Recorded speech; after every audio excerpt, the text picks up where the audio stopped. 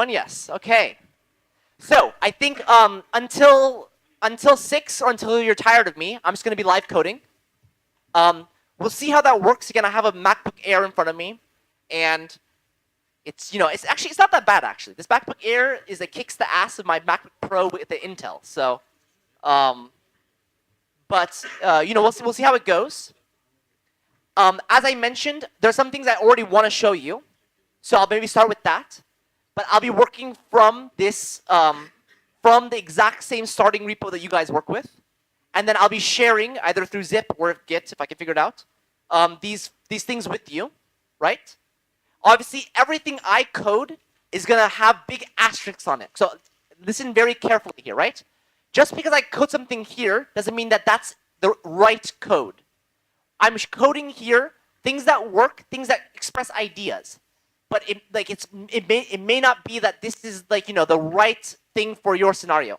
What's a good example of that? I might, for example, create if you're asking me about proposals or voting, whatever, I might create some struct with some fields in it and some whatever, and just show you, this is how you make a storage map. This is how you make some fields, whatever. It could be that my storage fields are very inefficient, right?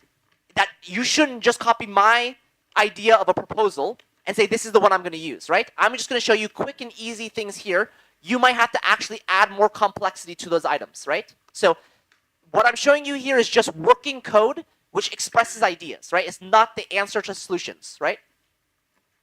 That makes sense? Okay. I think that these are all good starting points, so I'm just going to go through them. And then if you have something you want me to program, maybe you make a note to yourself, and then raise your hand if it's relevant or whatever, all that kind of stuff. Let's start with the balances and assets, okay? Because everyone's going to be doing something like that, right? All right. Can you guys see my screen? This is a decent size. Okay. So let's go into the DEX palette. Okay. So you can see here the DEX palette already has implemented in it the native balance and fungibles balance. And if I do cargo test p palette DEX, it should compile and pass. So the way I'm going to be doing some coding, at least to initially show how balances behave, is by writing some tests, which just use these APIs and then sees what happens, okay? So let me just make sure that the tests compile. It does? Okay, that's good. So there's some stuff here. So what I can do is I can just create a new test. I'm copying here. By the way, when you work with tests, I know we haven't gone over tests more in depth yet, but make sure you always include this new test externalities, this thing, right?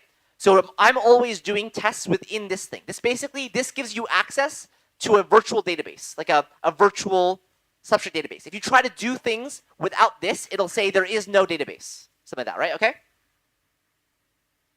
So let's try to do some stuff. So I'm going to, again, I don't remember all the things off the top of my head. Let's go lib. Put this here. So there is native balance and fungibles. So there should be a way for me to access these traits. If I do test as native balance, :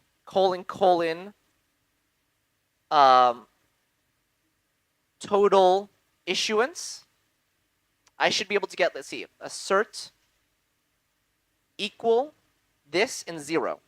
Let's see if this compiles. Let's see, basic balance stuff. Not found in scope. Native balance. Test as, maybe test as config native balance. Oh, like this. Test as config. Sorry, this is the real life coding, man. This is real life. And once I get good code working for you, then it'll be good. Here, let's see what's happening here. So which configs? Let's do create config. Create config. again, I think when Keon was talking about the fully qualified syntax, you're seeing now here what happened. Well, finally got it working, right? I started with this native balance. Where is that trait coming from? It's coming from config. Then I did it. Russ was like, which config? My config. Create config has native balance, and it compiles and it passes. So here, you can see the total issuance of my blockchain is 0. I haven't done anything yet. So let's mint some balance. Assert, okay. And I can maybe even make a helper here. Maybe I can do like let or type. Let's do type native balance equals this. I think that will work. And then if I do native balance,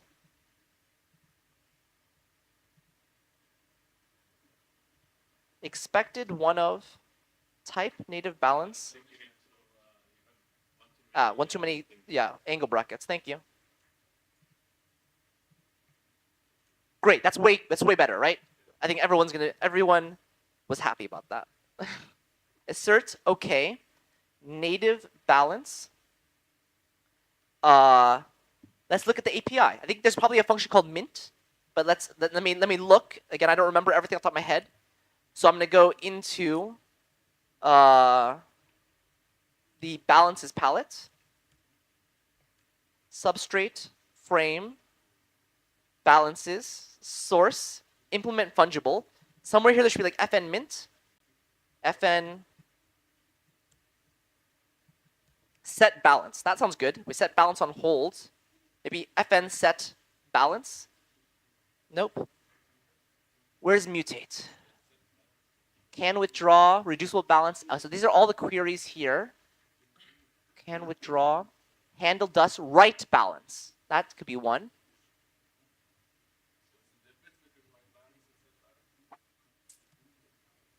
Wait, this is okay. So real quick, this is actually not the best place to look. Let me actually do something. I don't do this myself a lot, but I should do it. Parity tech.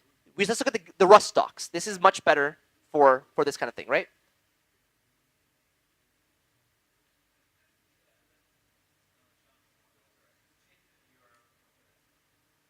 It is Polkadot SDK.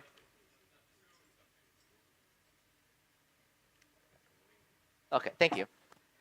All right, let's go to fungibles mutate. Is that there? Yeah. Tokens fungible mutate. So here's the trait.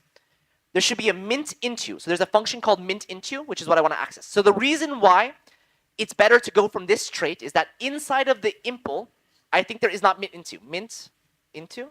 Yeah. Thank you. Yes. Fungible. Fungible mutate. Thank you. There's still mint into. But I think if I look at this code, the reason why it doesn't exist here is that probably this function has a default implementation using other functions. So if I went and looked at the source code here, what's the easiest way to look at the source? Let me find this fn mint into this support fungibles. You can see here, look, the mint into the function exists in the trait. But I don't see that balances implements it because balances implements it using other functions. So it's a default implementation in there. Does that make sense what I'm saying? That you're not going to find the implementation inside of the balances palette because we don't need to write the code for it. The code is already defined in this trait. So it's better to look at the trait actually for that stuff, okay? But anyway, mint into. So let's use that real quick. So we're here, native balance, mint into, and then in this case we can do like let Alice equal 0. So I think in this test environment, all the accounts are just numbers, right? And we can define that in our mock, right? So in the mock, account ID is U64, right? This is the power of generics, right? In a real account, you have this big long account ID, but I want account 0 sends to account 1 or whatever I want. You know, you could do that. You could maybe even here do like static string, right? But you know. U64 is easy, right? So in this context, Alice is account 0. Let Bob be account 1. And so mint into Alice. And what is the API for mint into? Oh, this is the wrong one. This is the, where's fungible? Mint into fungible. Mint into who and amount. That seems easy enough. We mint into Alice and we give her 100 tokens, right? So then I should be able to call total issuance is 100, and I should be able to call the balance of Alice is 100. And I should be able to say the balance of Bob is 0. Let's leave it 100. I'll let it error to me, okay? So please, everyone, cargo plus nightly format. Cargo plus nightly format. Makes that much nice. And then let's test. I should get an error. Okay, let's see what else. So free balance. Okay, free balance. I think there's probably also total balance. I can do that better. Total balance. Or I can do free balance here. Let's see, free balance here, and then total balance here. And obviously, free balance is the transferable, like the not exactly transferable, but like the free balance, and then total balance includes things like reserves, right? Okay, total issuance. Is there not total balance? It says I need to include some traits, so maybe I have to do. Bob is 0. I know. I want the test to fail, but I think I just need to use a use. I need to do use sp. Wait. Use frame support traits fungible star. Without the S? Yeah. Thank you.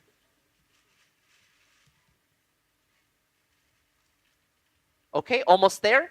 I think that these functions are expecting a reference rather than the direct account. Why don't I have, speak up, sorry? What's cargo on the fly? Oh, Rust Analyzer. Well, one, I have a MacBook Air right now. I mean, you want my MacBook to die? Like it's it's the only one I got left. But actually, I truthfully don't use Rust Analyzer.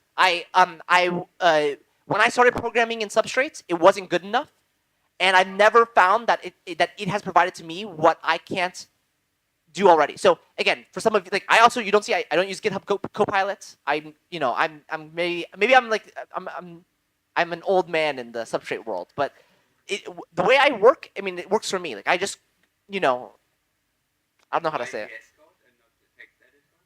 it. Exactly. I never used Vim or anything like that. Yeah. Anyway, so this is failing, but that's good, right? 0 or 100, right? So if I change this Bob to 0, I'll have a passing test. Bam. So this is already useful. We're already starting to see how we can use the APIs. This exact same code could work inside of the actual palette, but we're just doing this right now inside of our system. Let's actually, I can even do quickly here. I can make a quick new call, right? Let's do a call, palette call. So I can just copy this real quick.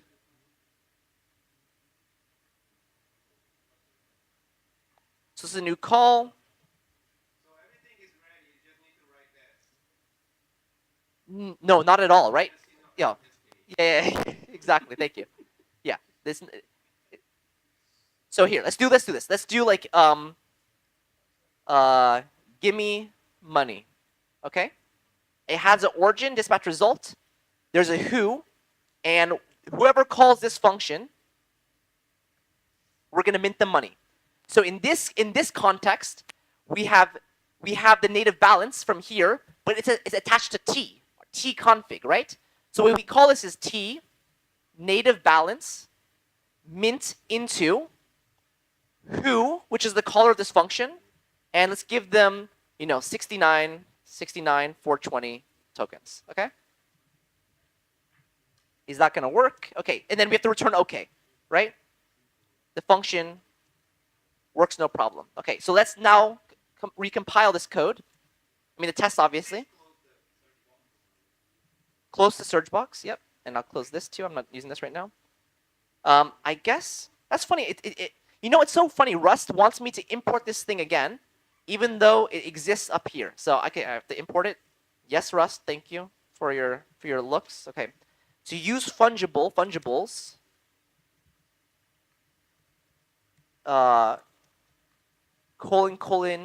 star self.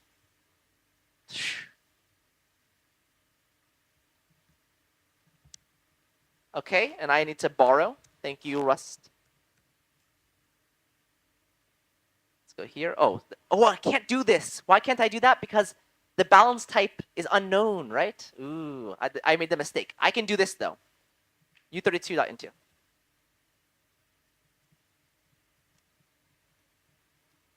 Let, okay, it wants, oh, this returns some function, so then this should be a question mark operator. So it can propagate up an error if there's a problem. Awesome, done. Latest. I can cargo version 1.75 from 1120. Is that okay? Okay. But great. Look at this. I have a brand new extrinsic in my blockchain. Give me money. You call it, you get money.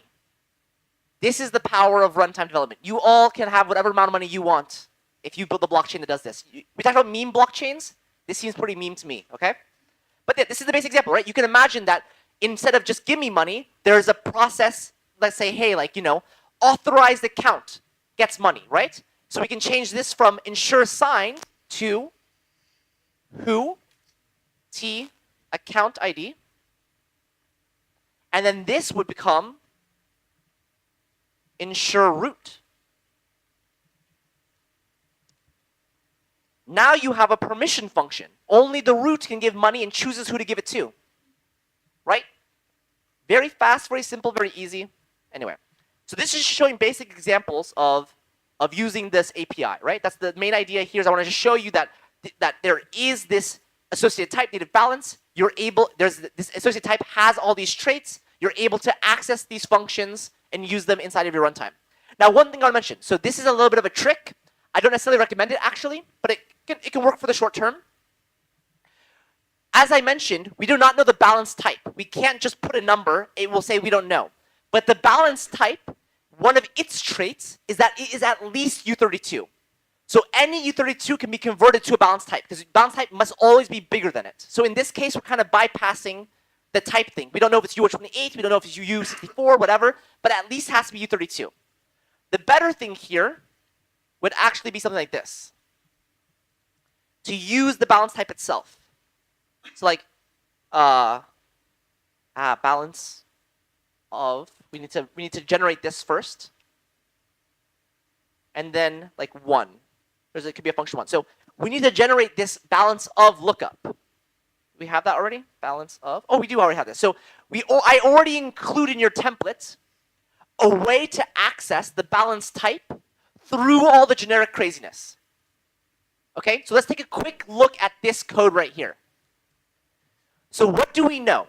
We know that there is a palette balances, right, which implements some trait fungibles, and in these traits there's a generic balance type. Yes, if we want to access this balance type, for example, I want to create a function,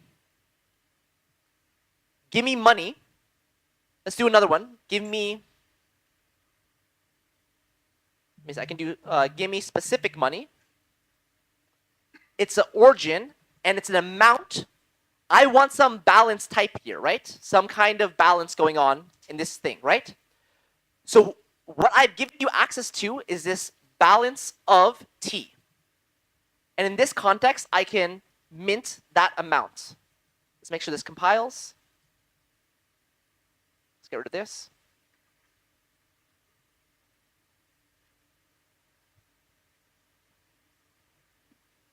Doesn't like it. Runtime origin, dex. Oh, it's because I have two of the, wait, no. The same call index. So there's probably some error up there saying the call index is duplicated. Balance of, what did I do here? Amount balanced. Oh, use crate balance of. Okay, crate. That's weird. I should import all these things. So I should import crate automatically. So I'm going to go into here. I'm going to do use crate. colon colon star. This will pull all of the things from out here into this module context, right? And then I should be able to do without the crate.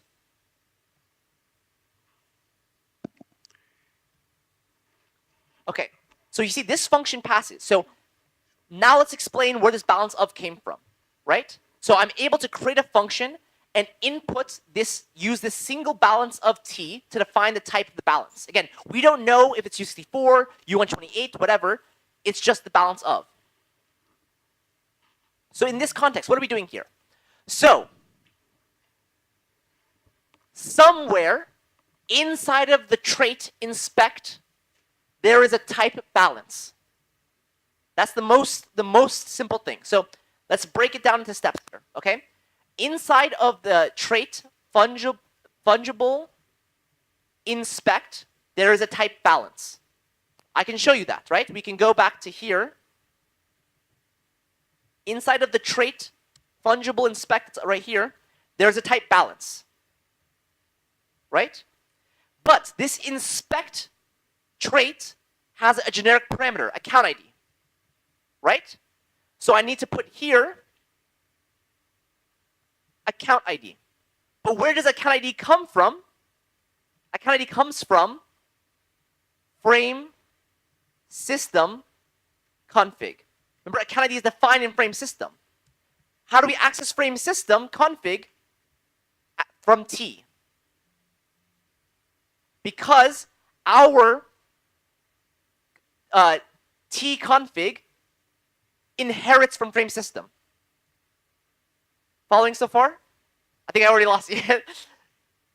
Okay, let me just say it one more time the 3 steps I said. By the way, this is a great reason to do the Rust state machine. I'm telling you, if this is the blocker for you, spending a day on Rust state machine is worth it. Okay? There is a balance type on fungible inspect. Fungible inspect requires a generic parameter, a count ID. A count ID comes from frame system config. Frame system config comes from our generic config, T. Okay? This much so far.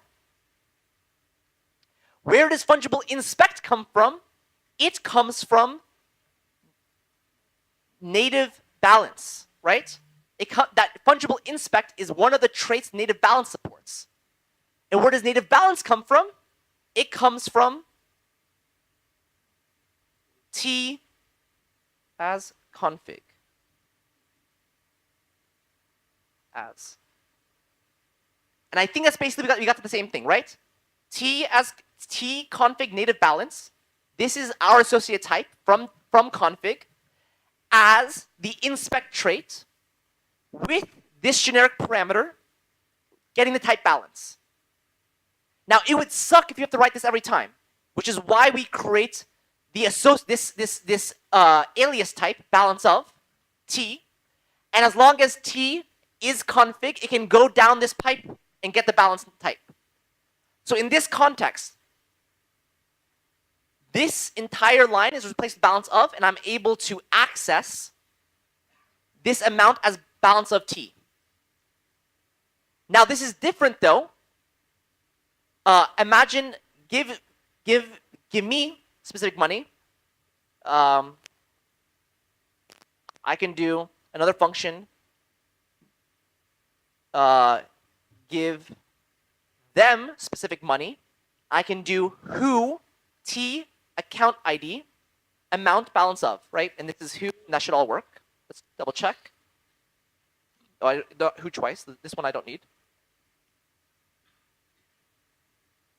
Ah, the fucking index. Okay, this works too. So now the reason I wanted to show this was that obviously this one and this one are kind of similar, but the syntax is different, right? One is T colon colon account ID. One is balance of T. Balance of T again is this alias, right? The alias definition, the way it looks like is like this. It's the balance of T. T account ID is coming from our config directly through frame system. Right? That's why we're changing the way it's referenced. But these patterns again, you can if you understand them, great. If you don't understand them, follow the pattern. So I'm showing you this code here right now. I'll send it to you.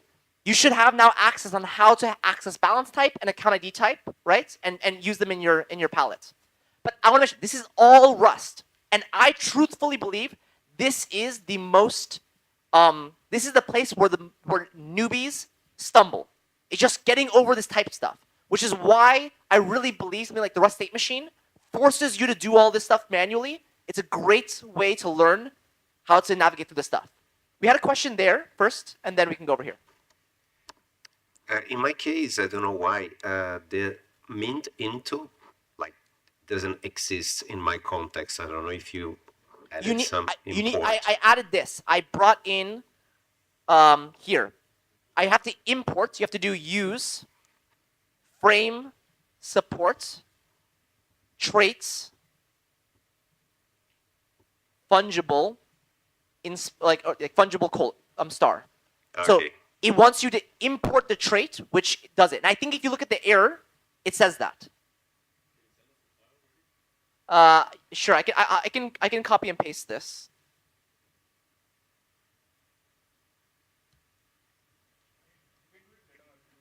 Yeah, but I think he wants it now. It's okay.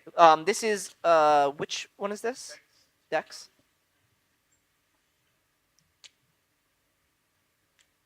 Nope, that's not. Message.text. Maybe it's too big. Okay, maybe it is. Okay, let me just. Let's see if that works. Okay, you tell me. Oh yeah, it's there. So that's that file. Okay. But that should solve that problem. Or test palette Dex. Okay. So this is working. So that's some basic usage of the API. So now I'll also do the same thing for the native assets, right? I've got a question here. Yeah, question. Yeah, please. So can you get the previous file, the lib? The previous The file? library? Yeah. Go to lib. Okay. Yeah. So in the config, native balance already as a type inherits from fungible inspect with self account ID. So if you go up to the frame system config, yes. So it already implements this. Why do I need to do the balance of and not use the native balance directly in this case? Because native balance isn't the balance type. Native balance isn't U64. Native balance is a associated type giving you access to APIs. It's like a struct. Native balance isn't a U64 type.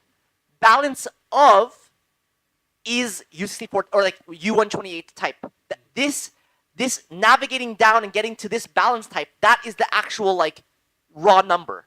Native balance is an associated type, which it gives you access to the APIs. So in the runtime, I configure. When I configure this, I configure the balance of or the native balance because I will need to configure the native balance, right? Right. So let's just show you that. I'll show you exactly how that works. In the mock, you can see in my palette. Oh, it's called palette. Yeah, palette Dex. The native balance is equal to the balances palette. This is the palette. And in the balances palette, I define where's the balance type? This balance equals balance. And somewhere here, balance equals balance, probably, I have balance U128. So the balance type is coming from the balances palette, which is coming through this type. So again, that native balance type is not this U128, it is the balances palette. And the balances palette is telling you that the balance type is U128. Thank you. Yeah.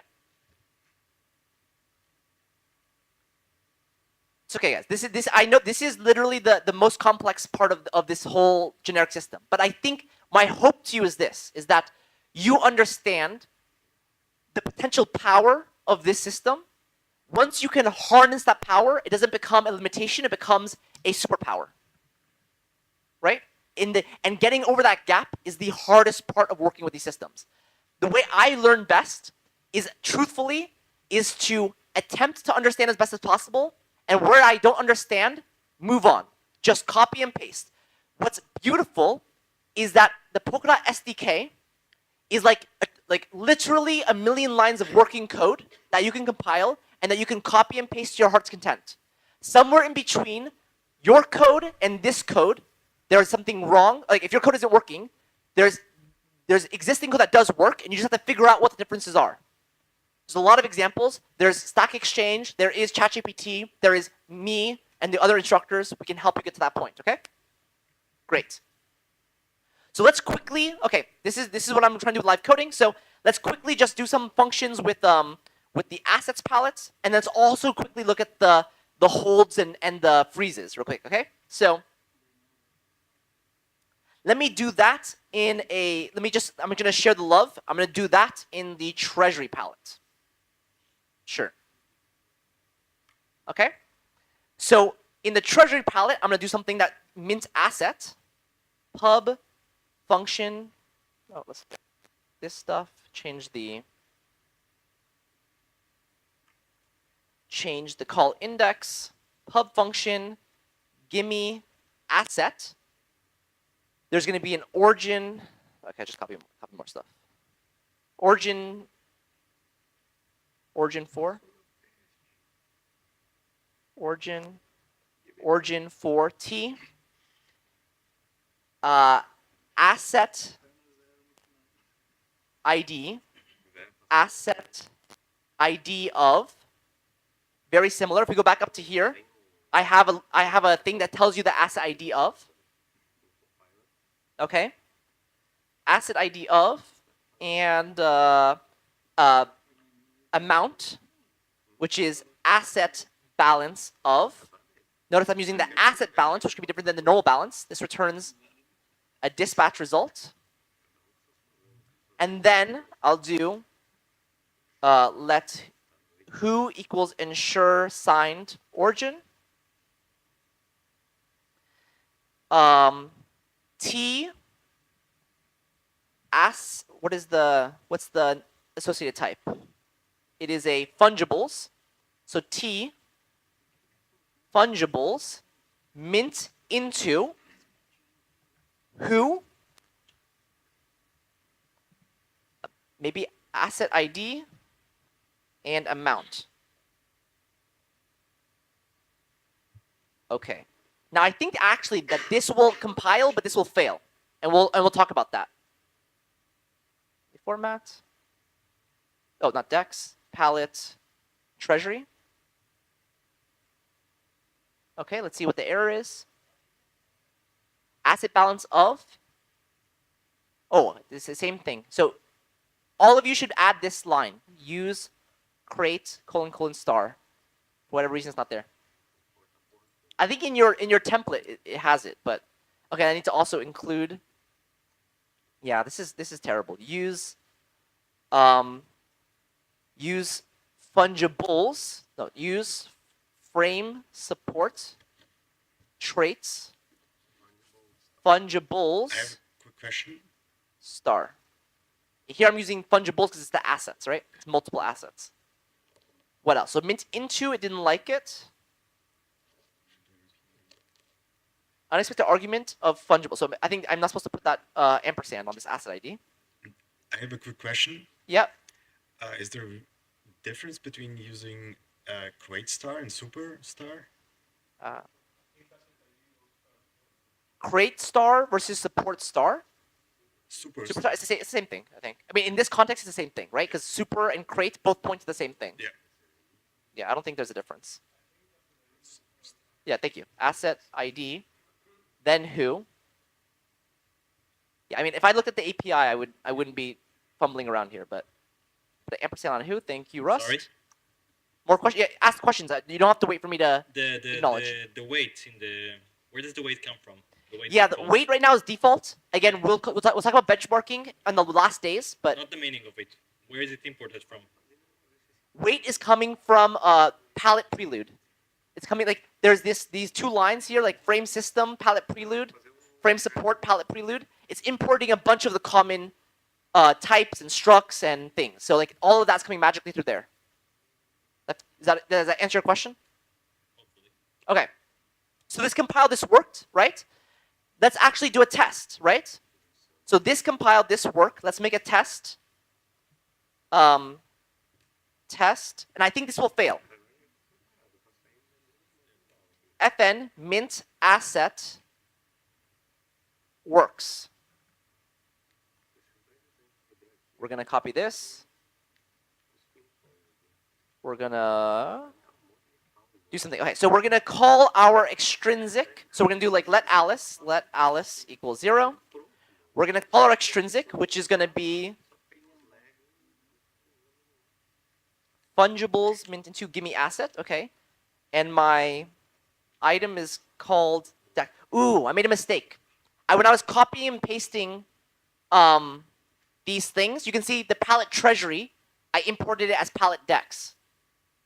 So something to fix. So I see I have use crate here as palette dex. Sorry guys. Palette treasury. This is just fast. So this should be called palette treasury. Should be palette treasury. You see, the naming is just naming, right? It's not a big deal, but do you see what happened here?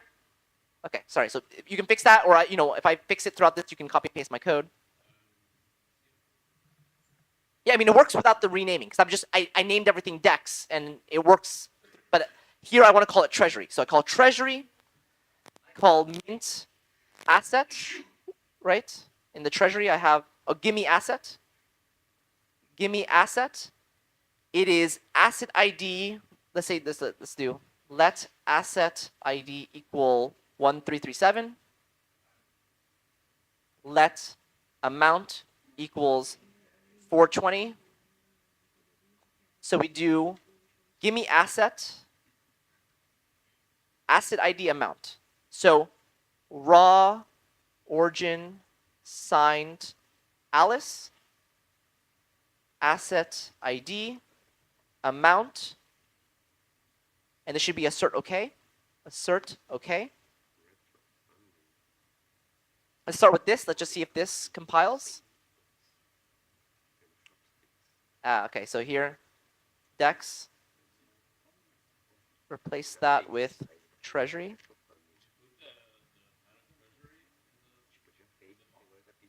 That's the thing. That the palette Dex is like I copy and paste the Dex to make the treasury, and so I named. So in the mock, you need to rename Dex to treasury.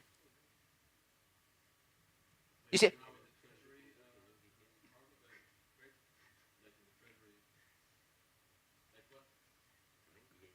What did I change? I changed 3 things, and I apologize. This is my fault. Here, inside of the mock, I said use crate as palette Dex. This is the first mistake. This is the first. I named my crate and I named it palette Dex. It should be called palette treasury. I'm sorry. And then here, palette treasury. And then here, treasury. Right? It's just naming. Palette Dex, palette treasury.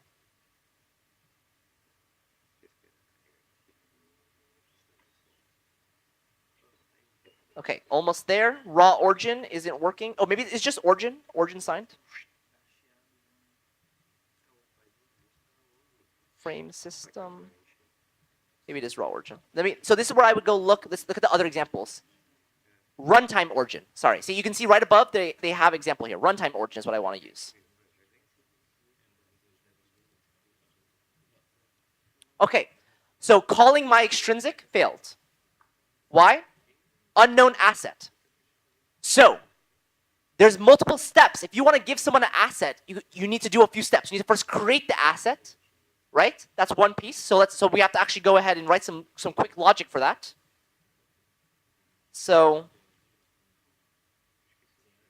let's go ahead and do that. So I think there's going to be a T fungibles create asset. Let me check the API. Let's go into here. Fungibles mutate. Or maybe there's a fungibles create. Probably there's a fungibles create. Let's go to this. Fungibles. There is create here, a trait create, and that creates that. So I need a function create. It has ID, the admin, sufficient, min balance, okay? So let's go back here. Create. the ID of the asset. So that will be the asset ID. The admin of the account. Okay, I'll make you the admin. Whatever. That's just something to fill in. Probably you want to like generate some admin account or something. I don't know. That's you have to think about that. Is sufficient. So let's briefly explain what is sufficient means. Is sufficient. You probably just in general set it to true for you all. But what it means is if an asset is sufficient, it means that you do not need to own the native asset to own this asset. So normally, with a non-sufficient asset, you need to have at least one dot to own the token. But if an asset is sufficient, you can own this token without having any dot, right? So this is also something configurable, but for the sake of your stuff, you can just put it to true, right? For example, in Polkadot, USDC is a sufficient asset. You can own USDC without owning dot on Polkadot. But Bitcoin is not a sufficient asset. You must own dot to own Bitcoin. Okay? And then the last one is minimum balance. So this is like the existential deposit. So minimum balance, let's say that's equal to asset balance of T1. You must have at least one of the asset. Okay, let's see. And this also has a question mark. This could return an error. Let's see if this compiles. Nope. I need to import the trait 1. Thank you, Rust.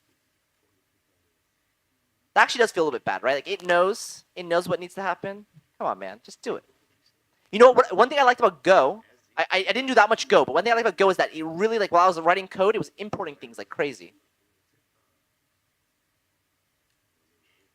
for me. Asset ID moved, so I need to clone it.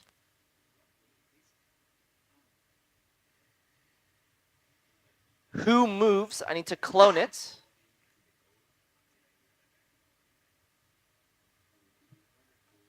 There we, wow, it compiled. And the test passed. So in this case, the difference, right, was I tried to mint some asset into a person, right? But the asset wasn't created. So in this context, I need to create the asset, then mint it, okay? Now, I wonder if I put false here as sufficient, what would happen? Now, it again fails again. It says, I cannot create the token because this is not sufficient and this user doesn't have any balance. So how can I solve this error? I can actually go and do T currency, no, T native balance, mint into, and I can give who, let's do like, I mean, yes, I don't know, 69, 69, 69, 69, u32.into. Again, this is not the perfect thing, but I'm just trying to show you examples. And I think this will work now. So I need to use mutate. Thank you, Rust.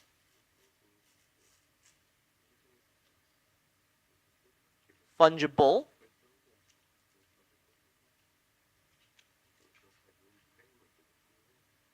Mint into.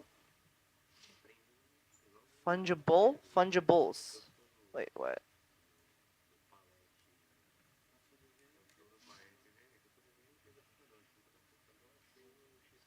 That's crazy, right? Because it didn't need that before, but doing this. Oh, maybe because it can't determine the difference between these two.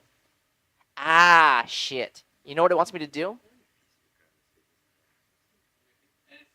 Yeah, it wants me to be more specific. Because right now I have two different traits, which both have the mint into function. Rust, you're a mean person. Okay, so T. So T native balance as fungible mutate.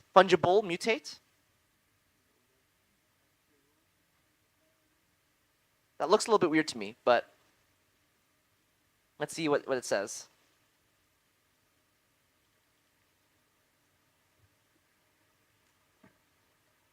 Expected one generic argument. Maybe I can do underscore so I can avoid having to tell you what the generic argument is. Mint into, okay, so it wants it for this one too. T fungibles as fungibles mutate, or yeah, mutate underscore.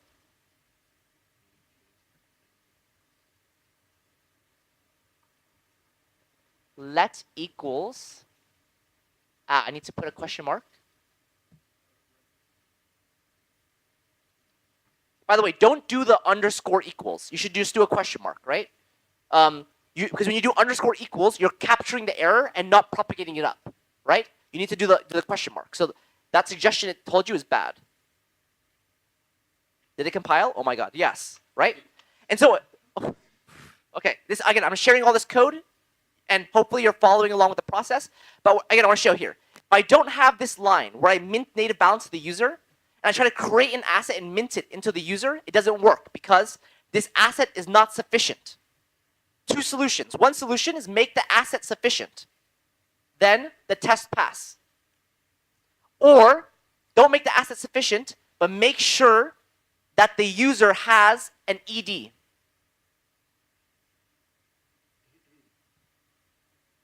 Okay, so let me write this, okay? If the asset is not sufficient, you need to make sure the user has ED. Or here, you can set false to true, and a sufficient asset does not need ED. But again, the idea is that you have to kind of design your system, you have to play with these APIs, but I want to show you that these are the basic way to access these APIs, write tests, etc., right?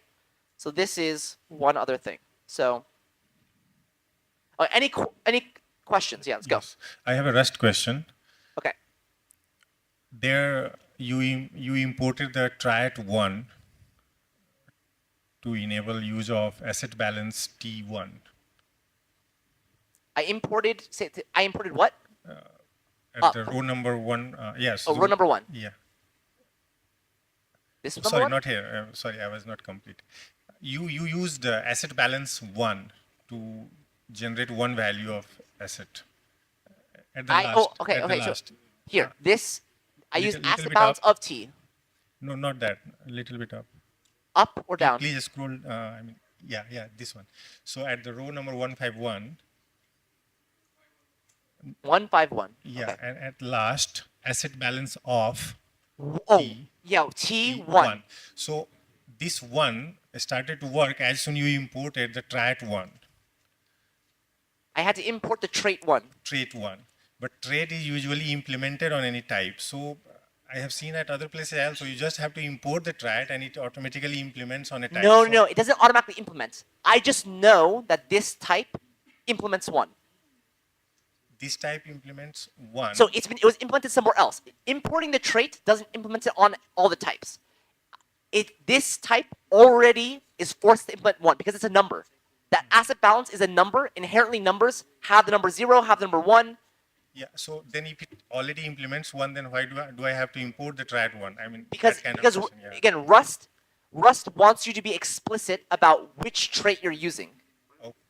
Right? So it could be that there's some other trait that also has a function called 1, and it can't guess which one you want, right? So when you import the trait, it worked. And also, this is why I had to do this. I had 2 traits which had the function mint into. As soon as I added the other one, it said the first one no longer works. So when I didn't have this line of code, I was able to write this without the full expansion because there was only one trait that it could work. But as soon as I added the other one, then 2 traits came into play. It said, hey, I don't know what's going on. You have to be explicit. So this is really why Kian went over in his lecture. This the fully qualified syntax, is what you need to do. So Rust can try to cheat for you, but as soon as it even thinks there's a problem, you have to do the fully qualified syntax. Okay. Yeah. Thank you. Okay. Can I? Yeah. So how about I can show you import for 1. What I can do is I can take this function, I can put it into Dex, but I can only just do 1 asset. Okay. So I won't do this one. Yeah, but I'll show you. Here, this, and then this, and then none of this is needed. And this should be true. Palette, Dex. I need to include fungibles mutate. That's fine.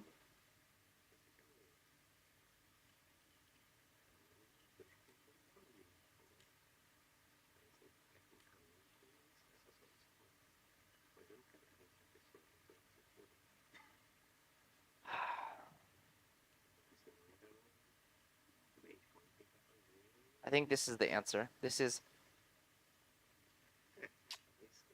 What's the best way to do this? I'm importing both of these things. I also need this one too. Give me 1 second. So what do I want to do? I want to do this. Let's try to do more explicit. Use frame support traits fungibles mutate. Let's see if this solves it. Create. I need to use create as well.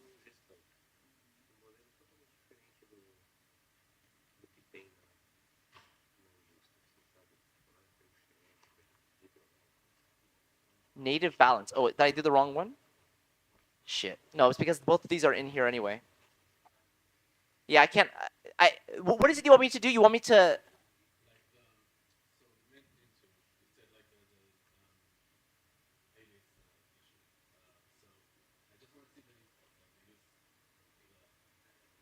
You want to see the use statement? Yeah, the use statement is like this.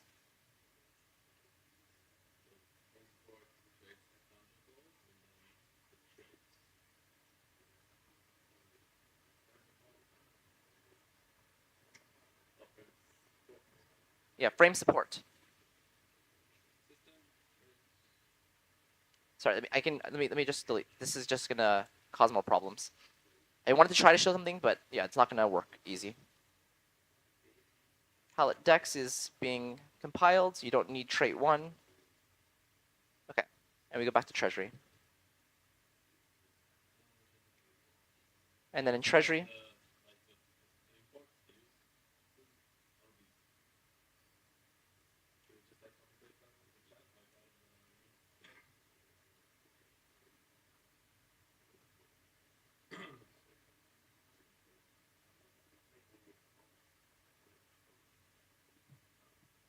okay. Okay. Anyway, sorry. I mean, I try to get some examples there, but I think it's not going to be more simple. So this is a working of this asset thing. We have a test which calls our function. It gives the asset to the person. We can maybe verify they have the asset. Assert equal. We have to do the alias thing. Type assets equals test as fungibles colon. Wait, what was the logic? It was native balance. Oh yeah, test as crate config fungibles. So that's a lookup for that fungibles, and I can do assets balance.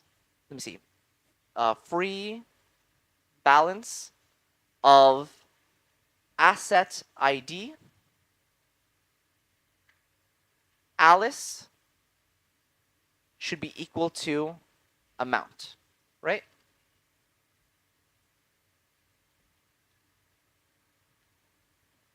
Free balance. Is there no free balance? I guess just call balance.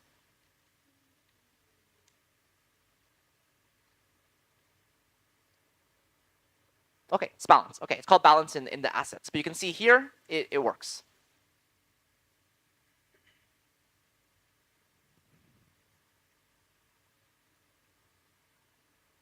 Right, so this minted that balance. Okay. Okay, so that's assets. So let me go back to my to-do list. I'm not losing you guys, right? It's helpful. Okay, great. Okay.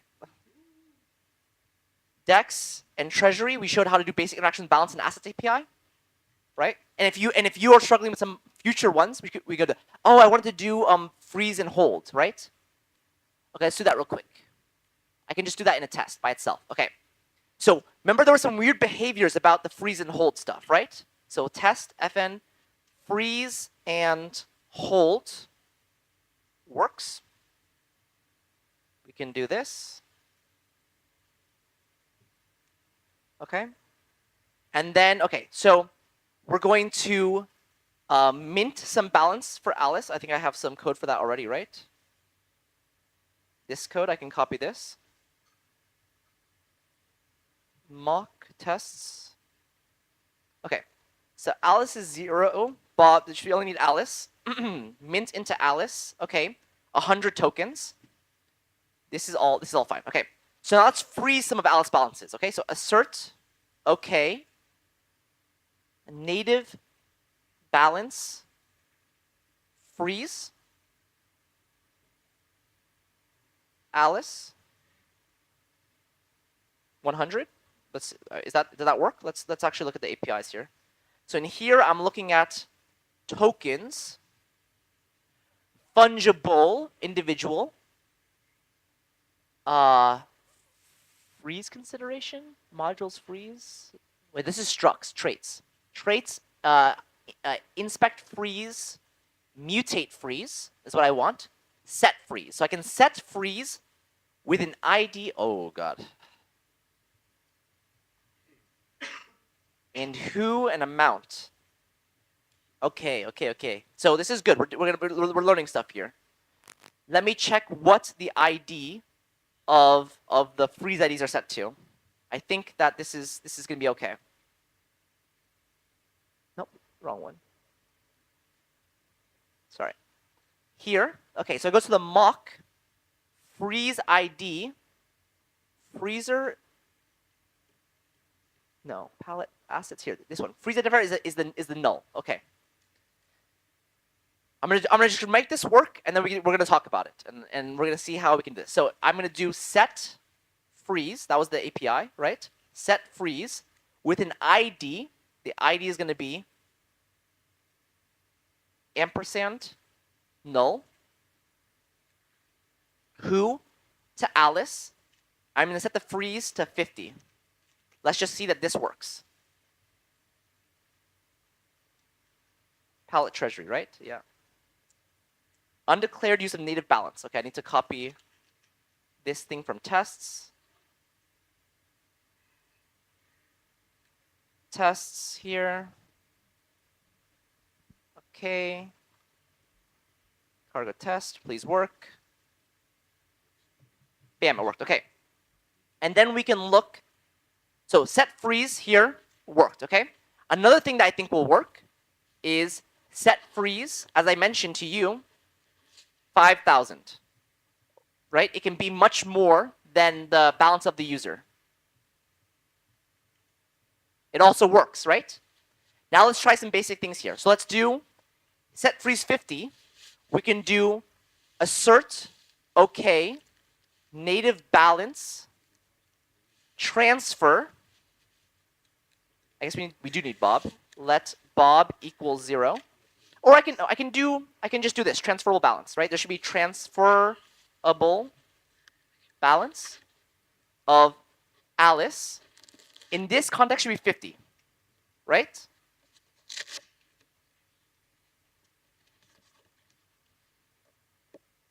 Usable balance. Okay, let's try usable balance. Or maybe reducible, right? Reducible balance. That's the transferable. Reducible balance of Alice should be 50. Expected U128, found integer. Or result. Assert okay. Oh, assert equal, sorry. Assert equal. Reducible balance, preservation and fortitude. Ooh, is that what I want to do?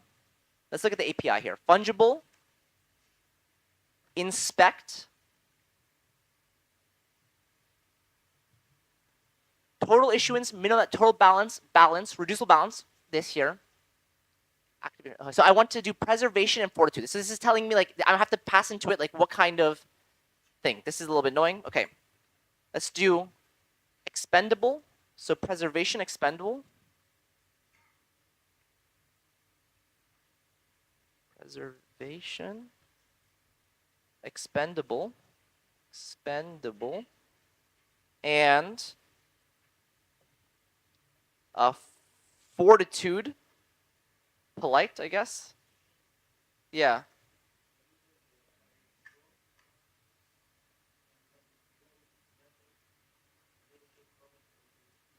Yeah, I mean, there's a million ways you could do this. I mean, you have to probably do the same API for withdraw. Like, it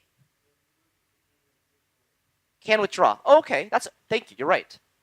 Thank you so much. That is much better. Thank you. Can withdraw. Thank you so much. That is much better. So it should be true. Expected withdrawal consequences. So can withdraw consequence, success.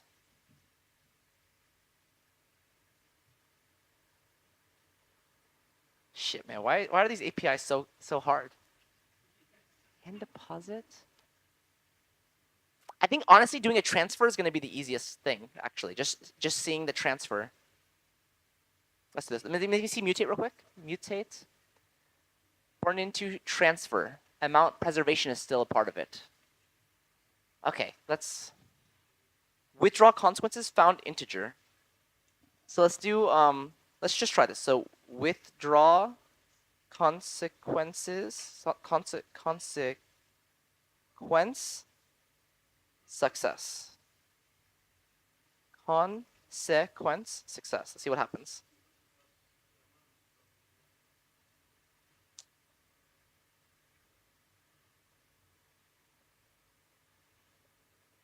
I need to import this item.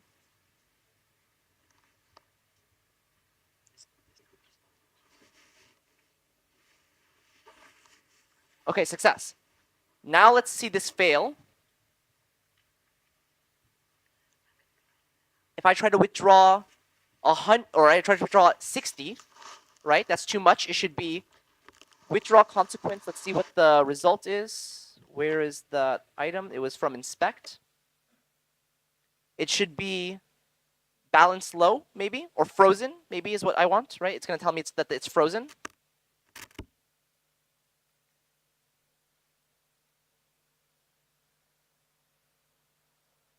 Pass. Oh, that passed. Okay, good. So, sorry, sometimes I need a sanity check. So success would fail. And success will tell you the error too, right? So this fails. Expected success, expected frozen, got success. So this is good. Frozen. And then it should be that if I set the freeze to 5,000, obviously, I can't even withdraw 1, right? Withdraw 1 will still be frozen. So again, if you have the mental image of the diagram, right, we have a freeze even bigger than the whole account. Okay? So let's in here, let's do a hold as well, right? So set hold, assert, okay, native balance, set hold, and I think it's probably the same thing, a hold ID. Let's look at the API. In here, there's a mutate hold, the reason, the who, the amount. So let's see what the reason is inside of mock. Hold reason is also the empty. So we're going to do set hold of this. The who is Alice, and the amount is going to be 50. So this should be okay.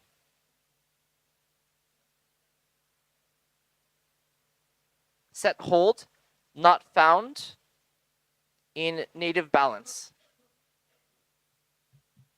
Set hold, not found. Do I have the... Huh? Ah. Terrible. Thank you. Okay, this works. So I can hold 50. I should not be able to call hold again on 60, right? She only has 100 balance. I've already held 50. I can't hold another 60, right? This thing telling me funds unavailable. So I can do that. So assert no op, hold Alice, token error, funds unavailable. Something like that, I think. Use SP runtime token error. Let's see that.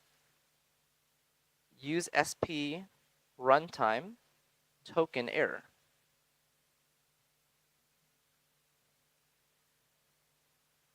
Bam. Okay? So this is telling me that. So here you see the freeze can be bigger. Here you see the hold can't be bigger. What was the other behaviors? Here you see freeze and hold can overlap each other, right? There's already a freeze for 1,000, but I can still put a hold, right? Obviously, with a hold of 50, if I try to do can withdraw, I don't know actually, but it might say, I'm not sure if it says frozen or held, right? That's an interesting question.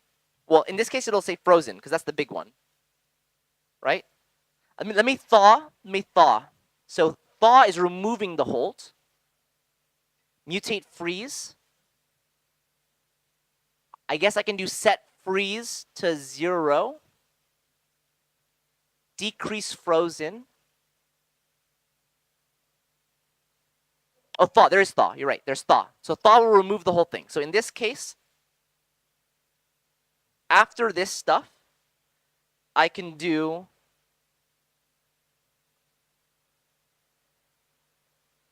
thaw, and thaw expects the ID and the person. So that should be okay.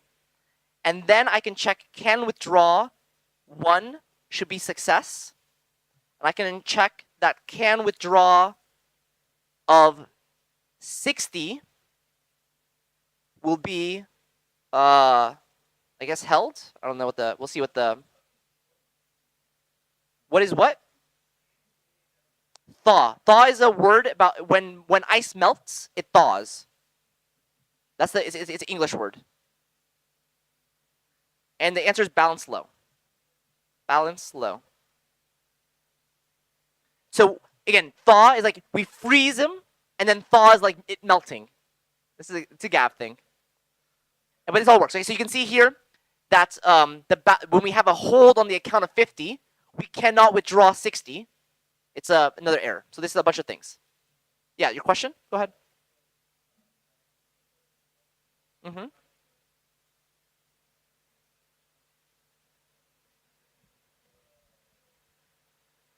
Yeah, Misha. So my question is on the freezing and holding, right?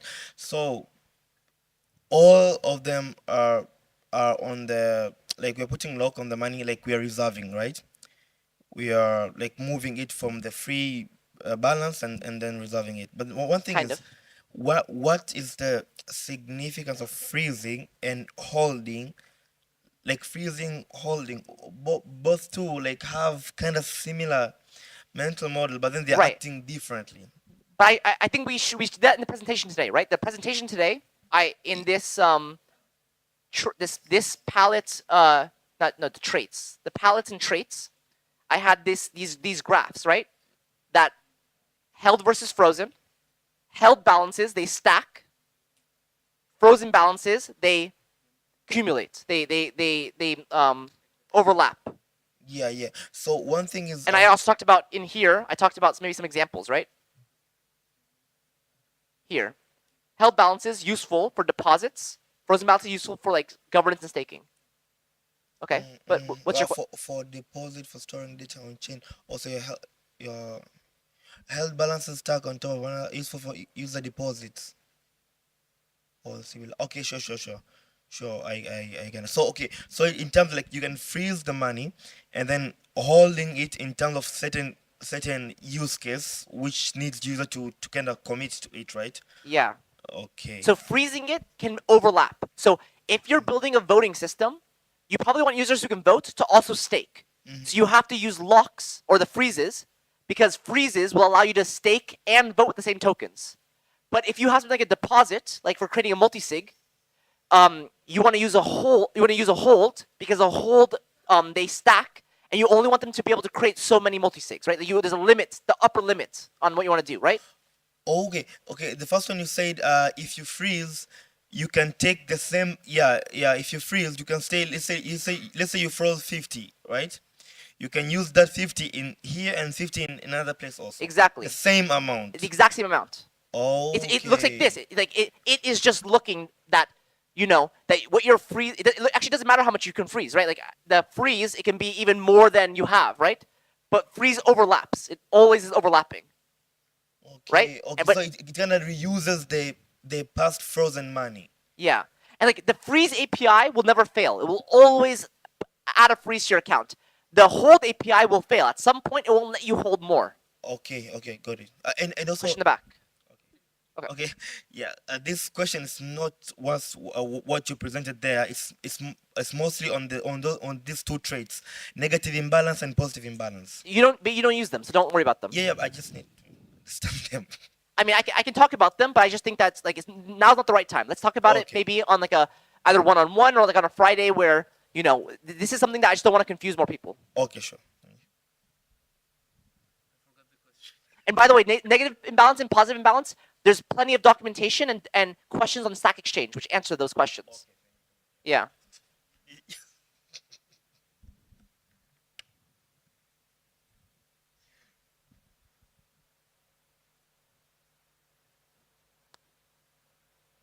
Okay, I don't know. I'll have to find it later.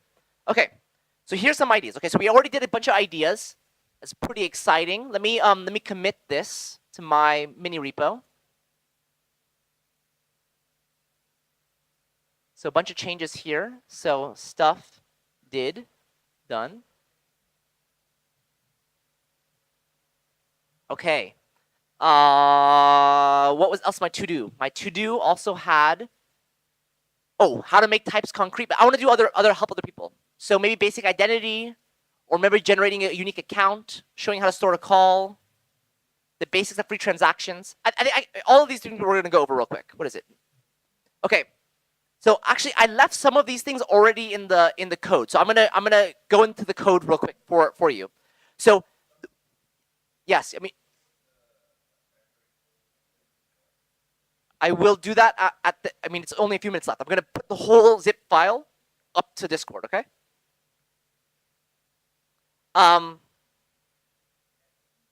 Yeah. So I want to show the basics of free transaction. So I left for you in the free transaction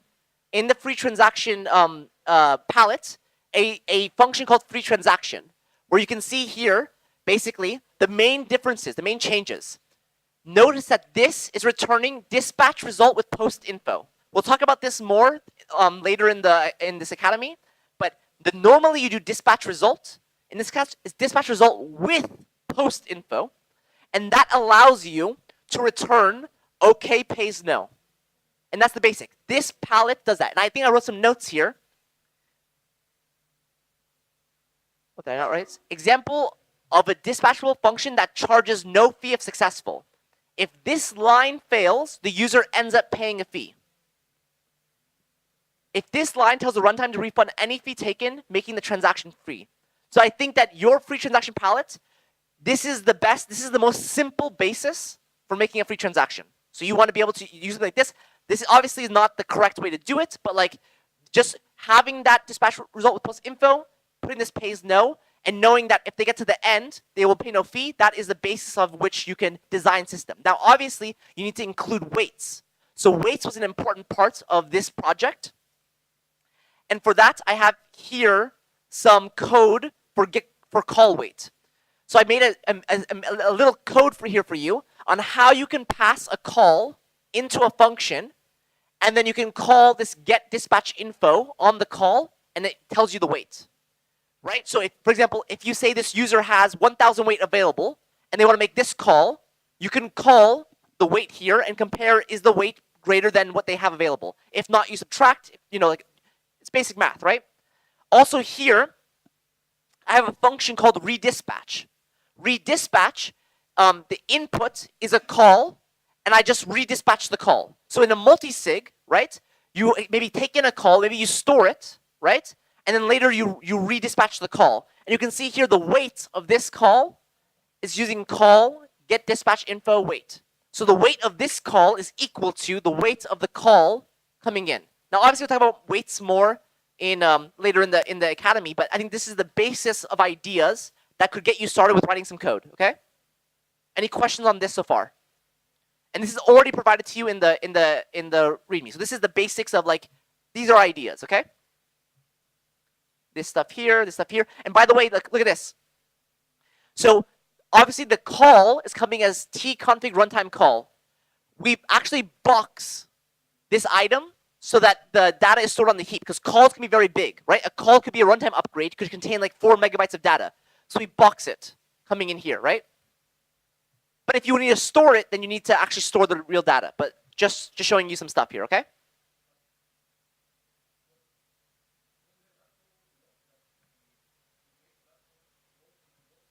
Yeah, it works. It compiles.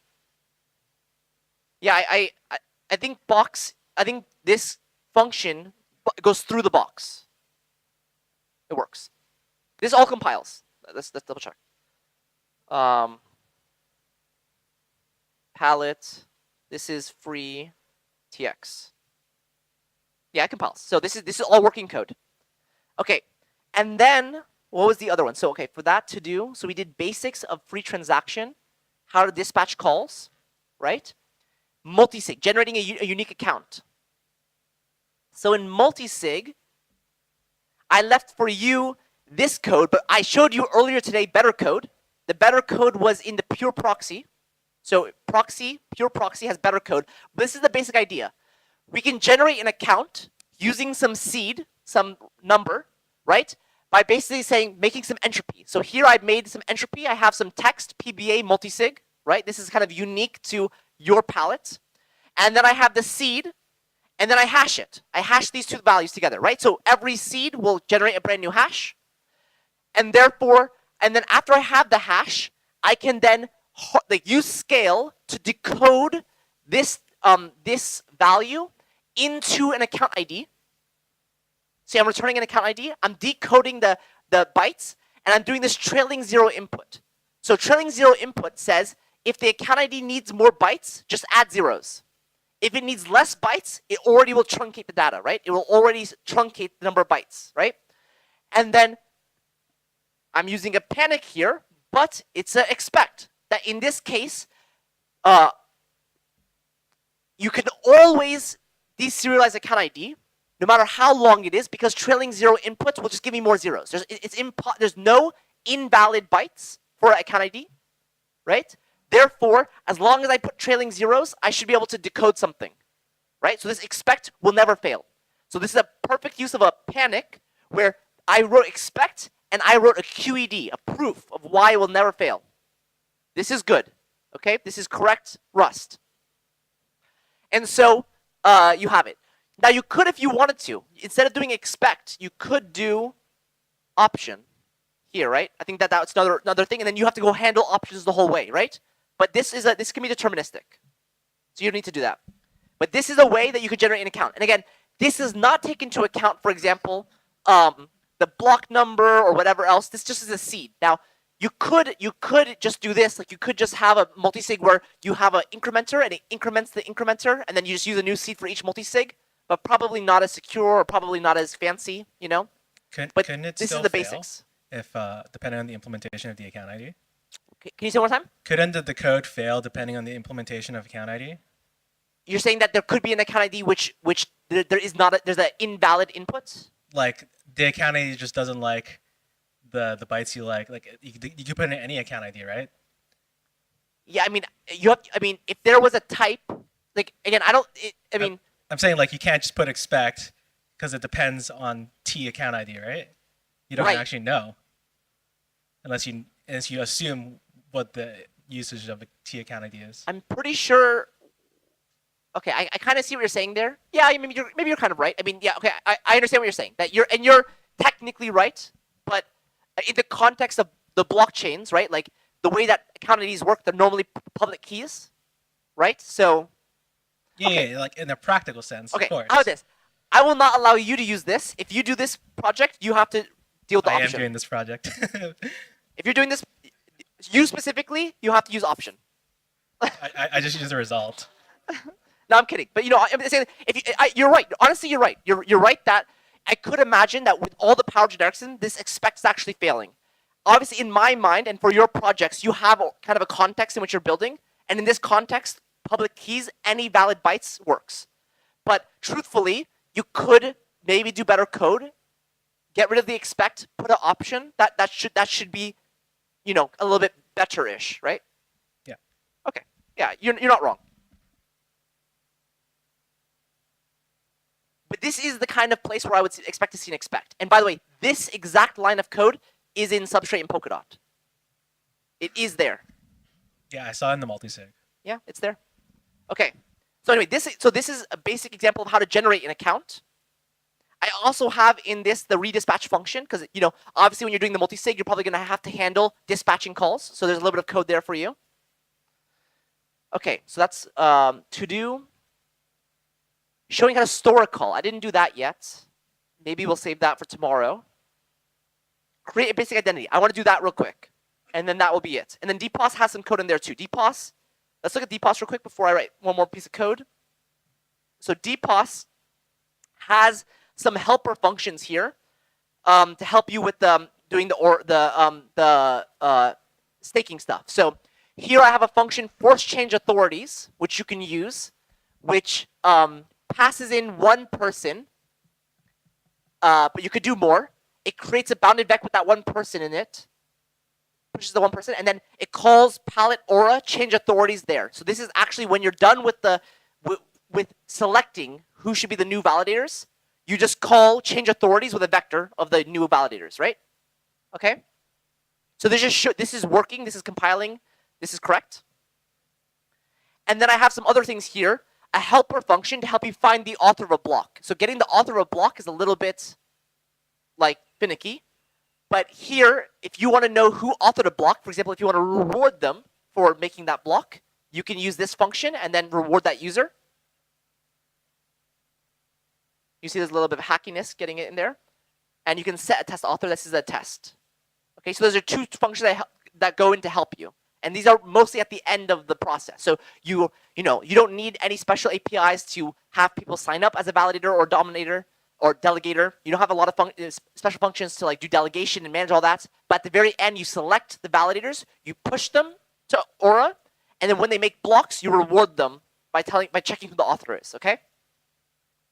So let's do the last thing, which is creating a basic identity in which one?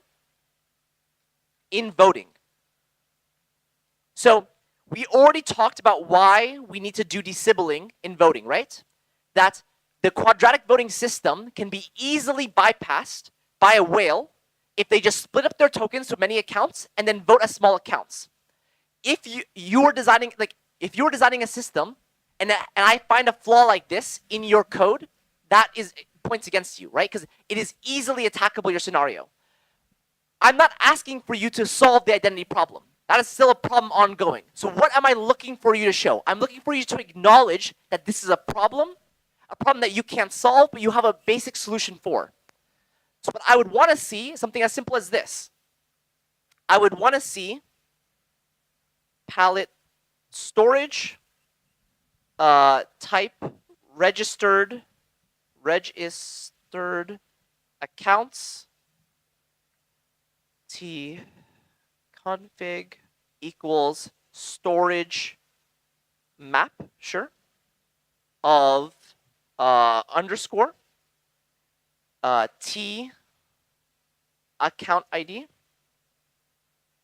and I can use the unit type. I don't have to put true or false. Should I do true? I do true or false. Okay, I'll do bool. We talked about why it could be more efficient not do it, right? Okay, but for the sake of this, okay. So first, let's make sure that compiles, because I'm doing that from memory, and that's never a good idea. Palette voting.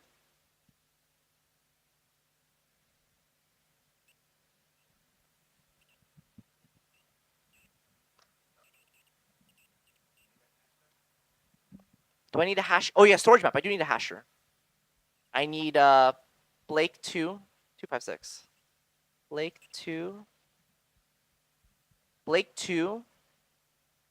128 concat, dude. Doing this stuff, it just reminds you how crazy these APIs are. This so it's not Blake 2, it's Blake 2. Terrible. Okay, this compiles, I think. This is looking good. Okay, so this is registered accounts. And then I have a function called, let's copy some of this stuff here. Bam. Call index 2, register account, origin 4, who, t account ID, and I have ensure root origin, some higher authority, and I can do registered accounts t insert who true. Okay. Let's compile. Okay, I have made a basic identity system.